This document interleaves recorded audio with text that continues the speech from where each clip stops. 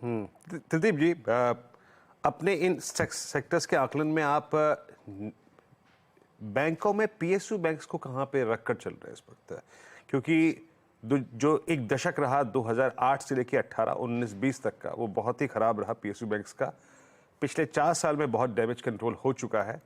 Price performance अच्छी भी है, कुछ स्टॉक्स की अभी भी अपने ऑल टाइम हाई से एक बड़ा डिफरेंशियल क्रिएट करके चल रहे हैं।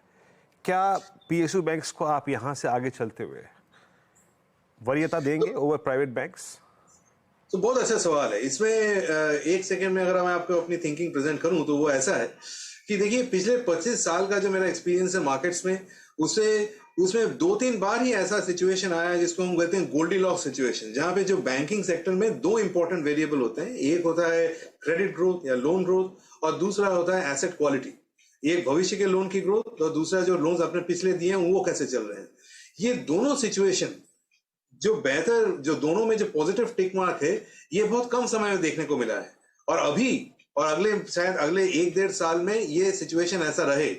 इसके बाद ये सिक्लिकल सेक्टर है, ये वापस अपने एनपीए साइकिल में चला जाएगा। बट अगले 1 साल के लिए यहाँ पे चाहे वो पब्लिक सेक्टर बैंक्स हो या प्राइवेट सेक्टर बैंक्स हो, सबके बुक्स आज के डेट में क्लीन है और सब में ग्रोथ के जो है अपटिक देखने को मिल रहा है। सो अभी तो राइजिंग टाइड है इस सेक्टर में। मेरे ख्याल से अगले 1 साल में प्राइवेट सेक्टर बैंक्स हो, पब्लिक सेक्टर बैंक्स हो, एनबीएफसीज हो, ये सारे बेहतर करेंगे, जितने मतलब subject to their liability franchises.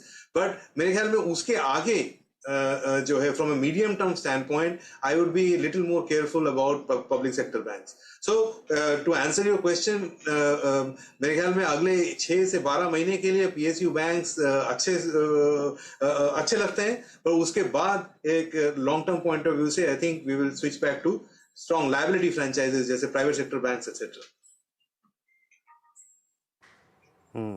अच्छा, एक और चीज़ है यहाँ पे त्रिदीप जी, डिफेंस को अब आप देखिए, आज भी जब मैं आपसे बात कर रहा हूँ तो जो हमारा लोकल एक्विजिशन है, मतलब घरेलू कंपनियों से डिफेंस के उपकरण खरीदना, वो क्रम जारी है। और बड़ी संख्या में अगर आप देखें रोज़ बरोज़ ये इन कंपनियों को ऑर्डर मिल रहे हैं, उसमें निजी कंपनियों की भागीदारी भी है, काफ़ी अच्छी खासी हो रही है। डिफेंस पे आपका फोकस ज़्यादा रहेगा? सो डिफेंस एक बहुत अच्छा सवाल। डिफेंस का जो अपॉर्चुनिटी है, ये मेरे ख्याल से पहली बात तो जब इंडिया ने डिसाइड किया कि ओवरऑल हम वर्ल्ड के टॉप 3 इकोनॉमीज में आने वाले हैं और चूज किया कि हम इस कॉन्टेक्स्ट में हम बिगेस्ट इंपोर्टर ऑफ डिफेंस नहीं हो सकते हैं, इसलिए इंडिजिनाइज करना पड़ेगा। ये एक change in thinking I government की, और उसके बाद से ये सब ऑर्डर प्लेसमेंट शुरू हुआ। नाउ इसमें अभी कौन कैसे बेटर पोजीशन है ये समझने की जरूरी है। तो ऑर्डर बुक तो है 20 साल का, लेकिन कौन एग्जीक्यूट कर सकेंगे? पिछले 20 साल में अगर आप देखें तो पीएसयूज आर द वंस जिन्होंने इस समय पे काफी समय बिताया इस जगह पे। हालांकि प्राइवेट सेक्टर कंपनीज जो है वो थोड़े से लेट आए और इसलिए वो अपना एक्सपर्टीज बिल्ड कर रहे हैं। तो आज के डेट में from A near term perspective 1 से 2 साल के पॉइंट ऑफ व्यू से मेरे हिसाब से एग्जीक्यूशन कैपेबिलिटी डिफेंस पीएसयूज में शायद ज्यादा है। ये चेंज होगा over a period of time towards private sector, जैसे हमने बाकी सेक्टर्स में भी देखा है। तो अगर आज बोलिएगा कि डिफेंस पॉइंट ऑफ व्यू से, तो मैं कहूंगा कि हमारा रुझान जो है थोड़ा डिफेंस पीएसयूज की तरफ ज्यादा है, क्योंकि जो प्राइवेट सेक्टर प्लेयर्स हैं दे आर स्टिल स्मॉल, अपनी एक्सपर्टीज बना रहे हैं और over a period of time ये सामने आएगा। पर अगर आज से 1-2 साल की बात करेंगे तो उस समय प्राइवेट सेक्टर भी इसमें मीनिंगफुल पार्टिसिपेंट होगा।